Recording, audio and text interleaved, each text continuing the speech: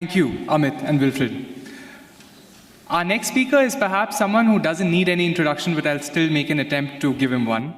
Apart from being a stellar Stupasa actor, he's been an NCC cadet.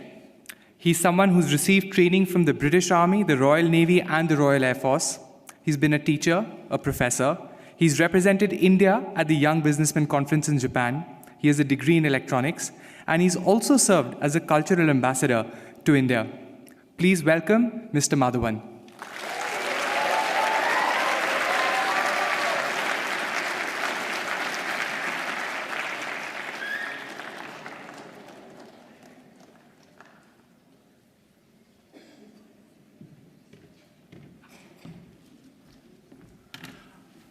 Oh, well, let me just get set up right now. Big speech.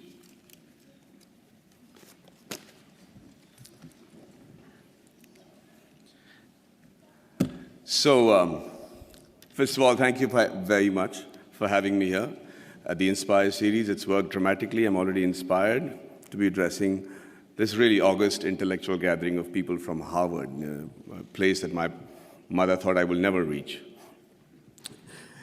But you know what? A lot of people have spoken before me and eloquently and described their dreams for India and given figures and facts that either are skeptical and, like Mr. Wilbur says, aspirational. But I'm just an actor, and I'm going to just give you my dream shamelessly, because that's the thing that I can do best.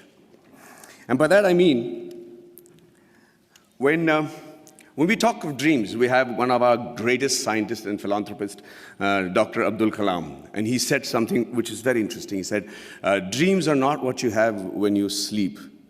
The true dreams are the ones that don't let you sleep. He said that when you have that dream once, it's a dream. When you have it twice, it becomes a desire. And when you see it for the third time consecutively, it becomes a passion, an aim, and a goal. And that is the passion with which I want to see this fantasy that I have for India 2030.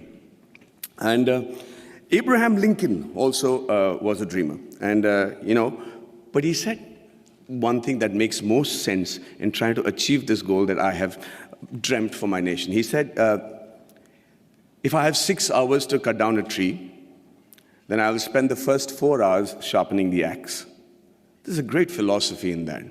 In this era of instant gratification, we just keep thinking we can achieve all these goals by just tweaking this, tweaking that. It's not true. I really believe that, that a missionary zeal is required to make that quantum change. That can make 2030 what I'm dreaming about right now. And just let's look at India as a country. What a unique nation, seriously. Thousands of years old of culture and tradition, many invasions, being ruled for many years, and we still somehow managed to maintain our identity. We still somehow have managed to maintain our Indianness, our beliefs, our faith. And, there has been, we have our drawbacks. There is corruption, there is violence, there is differences between the different religions and sects and castes and everything. But I can't help but think, looking at India, at the geography, that we're not doing really that bad. Look at all the other nations around in the world. Look at our neighbors. Compared to that, there is somebody in India who's doing something right for us to be called a growing economy and being projected as the third largest economy in 2026 and the most educated and young nation in the world. And it's still functional democracy. So let's first accept the fact that there is somebody, some people in India with the right ideas and the ability to lead the nation to where we are today. Under that assumption, we are also very capable of finding very unique solutions to the problems that generally the world faces. One of them, of course, is the fact that we found freedom through nonviolence and non-cooperation. Who would have thought that was possible? We have some other great... No, seriously, I mean, it was as radical a thought then as it is today. And one man in a loincloth with belief and faith and complete conviction was able to do that for us, Mahatma Gandhi. And it's an amazing country of people like Mahavir, Gautam Buddha, and Mahatma Gandhi, and then Bhagat Singh, who also had a dream. He dreamt then, 85 years ago, that I dream of an India where no infant cries for the want of milk. No youngster is deprived of relevant education, and no youth goes door to door finding a job. Sadly, it's still a dream today. And I dream of a 2030 when this dream becomes irrelevant. I dream of a 2030 when everybody is so equally satisfied with what they're doing that they're able to actually devote more time back to art and culture, which is another great important aspect of our country. Now, for that to happen, we need to be a healthy nation. And when I say healthy, I remember preparing for a film of mine, which released recently, where I had to look like a boxer, and I had these, biceps and triceps that had to be there. So I decided just to work on the parts that is seen outside my clothes. So I was just working out on my biceps and my triceps and my shoulders. But you know what? I suddenly realized the strength that I had in my arms and biceps was not actually enough for me to look even fit, because it is disproportionate growth. It is the kind of growth that will not make you fit or strong, but actually make you look inadequate. And that is what is happening to India today. Everybody says we are the largest economy, we're going to be the most populated country in the years to come. And with economic superpower and supremacy in rocket and space technology, which I am privy to, and then the IT giants and smarter cities. But ladies and gentlemen, I really believe that more than smarter cities, we require smart villages. And this is going to be primarily what I talk about today. You know, a nation is only as strong as its weakest link, and rural India is our weakest link. See, it's important that that growth and progress goes hand in hand with the villages also getting onto the same train towards economic freedom, superpowerdom, all the terms that have been coined for a successful country. But that is not happening. The reason being, we're beginning to ignore them. We're beginning to actually believe that, this is a very interesting line that I've found, where they say that everybody believes that they know what is required for getting the underprivileged and the poor up to speed with the rest of the country, okay? And we always start assuming that this is what they want. This is how we can help the poor and the villages, and this is what they need. And we can't be more wrong. Because when you assume, and as the spelling goes, you make an ass of you and me. I'm going to tell you how that happened to a friend of mine. His name was, he's a very profound doctor, a gastroenterologist, and he got a call from his patient, Mr. Abdul, who said, Dr. Saab, my wife is really, really ill, and she's got a big stomach ache, and she can't sit, and she can't sleep, and she's in big pain. Can I come and visit you? And he said, yeah, by all means. And like all patients today, he has done his research, he's gone into the internet, and he said, usko ye ho sakta hai, wo ho sakta hai. And the doctor said, don't worry, let me handle it. And he checked her out, and he said, she has an infected appendix, so I have to do a surgery, and she'll be fine.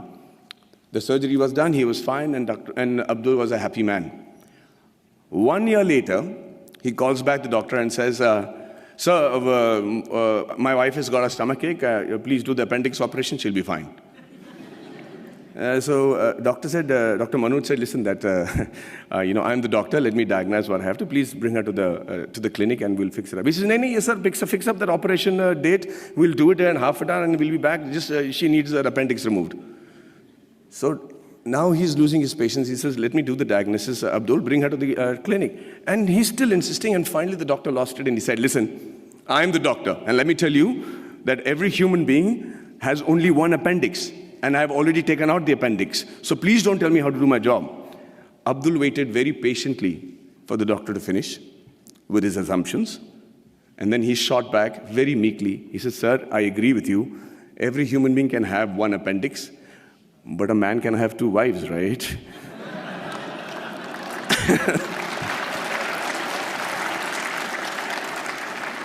So when we start assuming what the rural India needs, we do what I think is most dangerous.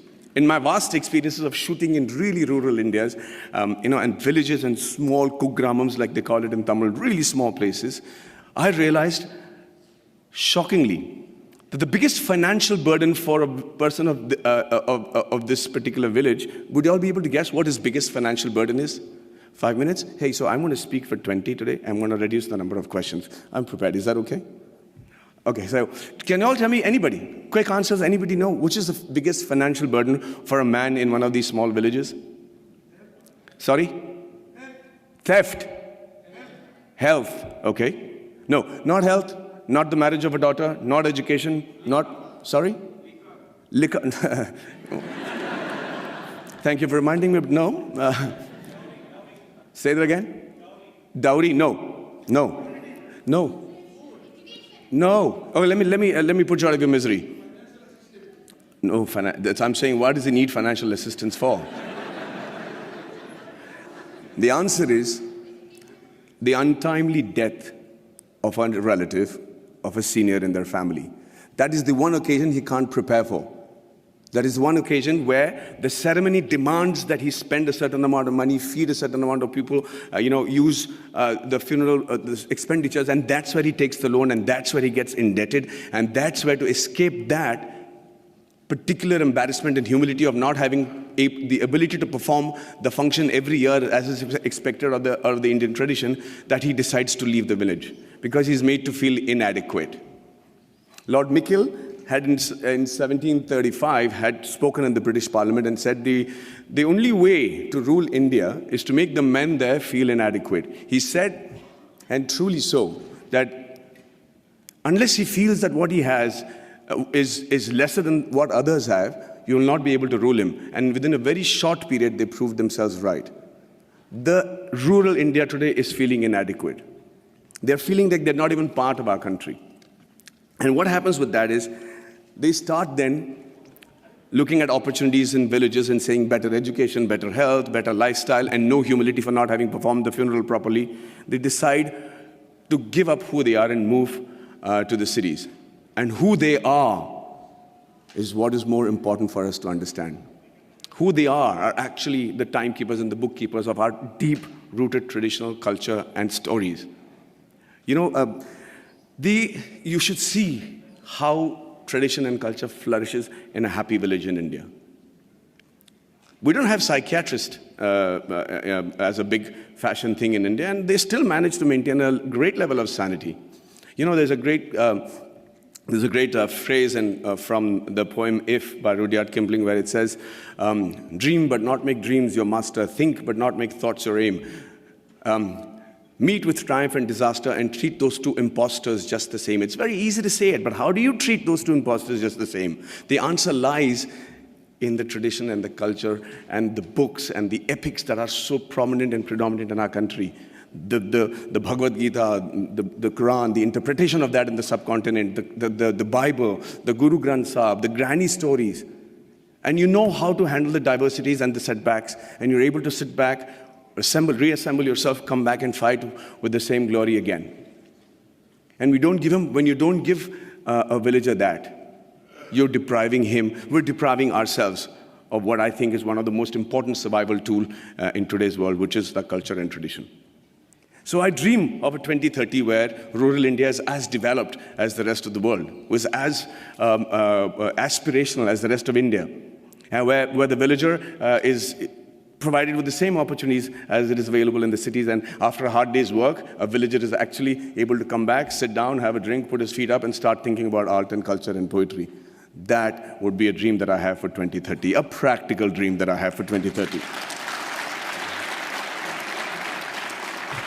And the dreams that your parents and my parents had when we were in college, urban middle class, where everything revolved around the boy studying hard, getting into a technical college of a repute, and then getting into a reputed management college, and finally, the green card. And if it was the girl, then it was a spouse with a green card. I dream of a 2030 where students the world over will dream of a blue card, will dream of having once actually come to India and study and imbibe the knowledge that we have as a nation. It used to be true. We were the first university in the world. Nalanda was a university where people came in from far and wide. So it's not a pipe dream. It's a practical dream that I have, and I think that's easily attainable. And finally, before I wind up, I think I dream of a 2030 where we have a meritocratic electoral base which selects its leaders and whose leaders believe that it is more important to serve with a missionary zeal to serve the nation rather than rule it. You know, there is another stanza from the same poem which says that if they have the ability to talk to the crowds, yet keep your virtue, walk with kings nor lose the common touch, if neither good friends nor foes can hurt you, yet all men count with you, but none too much. If only the politicians understood the gist of that line, we would have a progressive country by 2030 where we'll all be proud of not just the way the country is running, but also proud about our politicians. And finally, you know, I'm an actor. And the dream that I have for myself is that in 2030, I'm as relevant, I'm as handsome, hopefully, but if age was to catch up, then they probably would have mapped my face by then and used technology to make me look as young or old as the role desired me to look, and I'm still able to romance the pretty young things that will be part of the industry in 2030.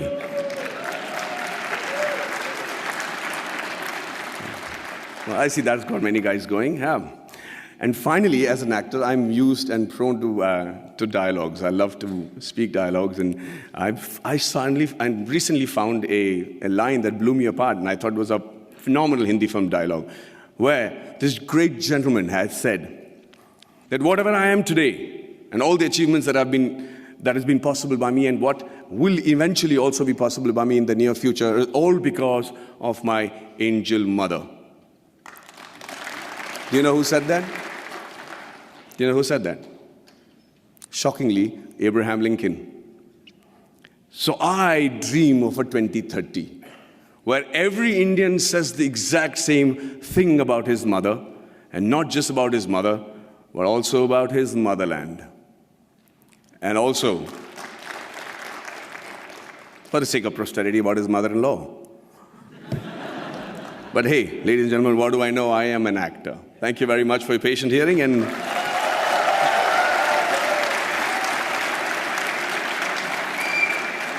And if I'm looking wise enough, I'm open to questions.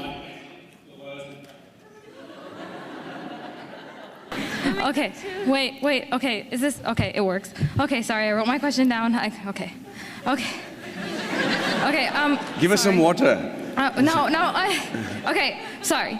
I've been trying to do this for 2 days. I've been low-key stalking you. Okay, first of all, I want to say I'm a huge fan. I wrote it down. I look weird. Okay, first of all, I'm a Tamil American, but I grew up on Ale Payute and Menale, and I'm like a huge fan of yours. And I have a question, and it is, given that you have, this is an actor-related question because you're an actor, given that you have done a very good job at portraying diverse aspects of the Tamil experience in Kollywood, in recent years, Bollywood actors have started trying to represent South Indians, especially Tamils and Tamil Brahmins.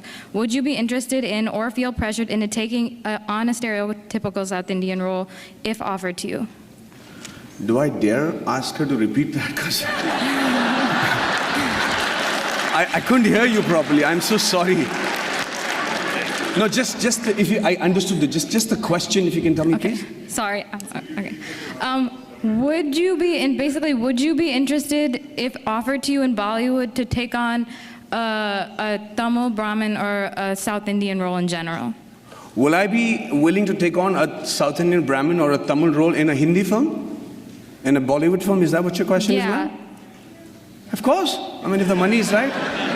But would you be like worried about like maybe being in a stereotypical like? No, I think, you know, it's a very honest question, but I think this stereotypical is too burdened a word for everything that we use today. You know, it's politically correct and everything, but it doesn't really have any effect, in my opinion, because I'll tell you, I have to listen to a story, I have to be convinced that this is going to work for my audiences, and I have to be convinced that the producer is able to pay me by the end of the day, and lo and behold, I am a Tamil Brahmin in a Hindi film, no problem. Really. Well, thank you so much for your for the excitement. Okay. Hi. Hi. So I actually wanted to ask you this yesterday, but there was like a mob, so. So this doesn't qualify. This is yesterday's question. Yeah, exactly. So my name is Pranati, and I actually grew up in Mumbai, like a lot of other people, and watched a lot of your movies. And I'm a vegetarian as well. Okay. So I really admired how you advocated for animal rights. But my question's actually about Three Idiots. So you spoke about how a lot of your acting roles was based on your experience. So I was wondering, because Three Idiots really does touch on a really important point that in the Indian education system, there is a lot of pressure, and this pressure can result in a lot of suicides by students. So I was wondering, how did your personal experience, because you did mention how you knew from the start that you did not want to be an engineer, so how did you channel that into your acting? Okay, so thank you for the question. See, the thing is, what I tried to show in Three Idiots was actually what happened at home. My dad was distraught that I didn't want to pursue engineering as a career or even join an engineering college, and I had to tell him that I knew what I didn't want to do is not become an engineer. But let me tell you this, the thing that we said about in Three Idiots. I do agree that there's undue pressure on the education system and amongst the families for their children to excel. But that's not necessarily bad. I think it's important to have pressure at that age. I don't think that an examination and failing an exam because you were not able to reproduce what you remembered at the right time, at that particular moment of time in your life, is a measure of how successful you will be the rest of your life. But it's also a measure of your tenacity to be able to reproduce that under pressure, which is going to be something that you'll be doing every day of your professional life. So, yeah, let's not underrate that pressure. But at the same time, I think it's important for parents to know that that is not the be-all and end-all, and that is not a death warrant that you signed just because you flunked on a particular subject. Thank you. I'm done. Well, thank you so much for the patient hearing, and have a great evening, ladies and gentlemen.